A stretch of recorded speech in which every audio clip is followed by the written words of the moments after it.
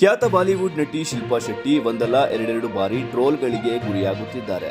ನಟಿಯ ವಿಚಾರದಲ್ಲಿ 2 ಸಲ kissing incident sound ಮಾಡಿಬಿಟ್ಟಿತ್ತು. ನಟಿಗೆ ದೇವಾಲಯದ ಅರ್ಚಕರೇ ಕಿಸ್ ಮಾಡಿದ್ದು ಇದು ಸಿಕ್ಕಾಪಟ್ಟೆ ಟ್ರೋಲ್ ಆಗಿತ್ತು. ಇನ್ನು ಶಿಲ್ಪಾ ಶೆಟ್ಟಿ ಅವರು ಈಗ ಸೀರಿಯಲ್ ಮಾಡುತ್ತಿದ್ದು ಸಮಯವನ್ನ ಕೇಟಾಯಿಸಿದ್ದಾರೆ.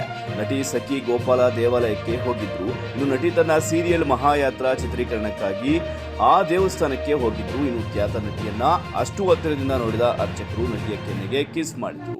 ಈ ಘಟನೆಯಿಂದ ಬಹಳಷ್ಟು ಜನರ ಧಾರ್ಮಿಕ ಭಾವನೆಗಳಿಗೆ ಧಕ್ಕೆಯಾಗಿದೆ ಎಂದು ಜನರು ನಟಿಯ ವಿರುದ್ಧ ಕಿಡಿಕಾರಿದ್ರು.